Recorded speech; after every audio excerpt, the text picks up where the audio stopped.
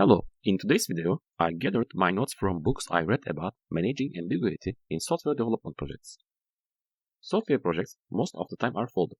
They unfold themselves and team starts understanding it by the time passes.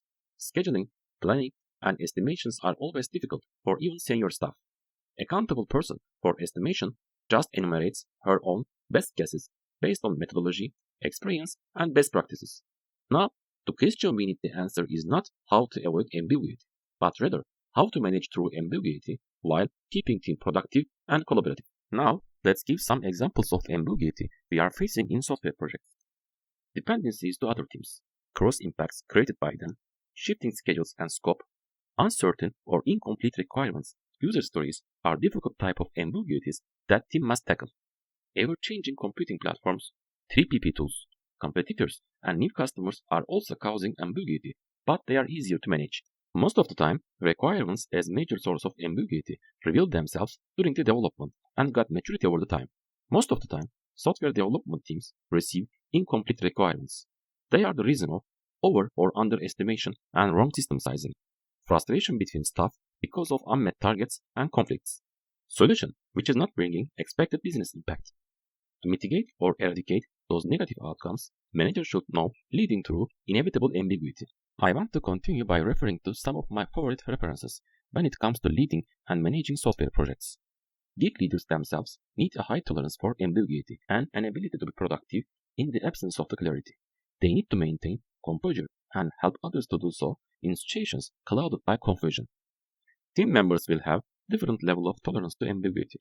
If low and high ambiguity tolerance in the team is mixed, team can benefit from blended approach. High ambiguity tolerant people can show empathy to low tolerant ones by recognizing difference between a drive for clarity and rigidity. In the meantime, low tolerance person, while demanding answers, can anticipate the answers may change as things progress and teams learn. People with low ambiguity tolerance should also try to recognize that those with high tolerance are not necessarily loose thinkers, but good at subdividing problems into manageable chunks. Transparency and communication on ambiguous topics keep the team engaged, productive, and have a good attitude. Have clear mind about what you know, what you expect that it will change, and what you don't know. Every team member can also show effort to bring up the topics on the table that her past project experience tell. They are volatile, uncertain, complex, or ambiguous. A culture of open communication and trust are key soft skills that creates inclusive atmosphere. They encourage individuals to talk about problem areas and frustrations along with possible solutions and creative ideas. Managers should support the team to find out who has answers and who will be making decisions. Building the team with blended skill set is also an important factor. Platform knowledge, system architecture, customer knowledge, and insight should be available in the team. Although soft skills most of the time cannot be acquired by training, collaboration, communication, and experimental approach should be always encouraged.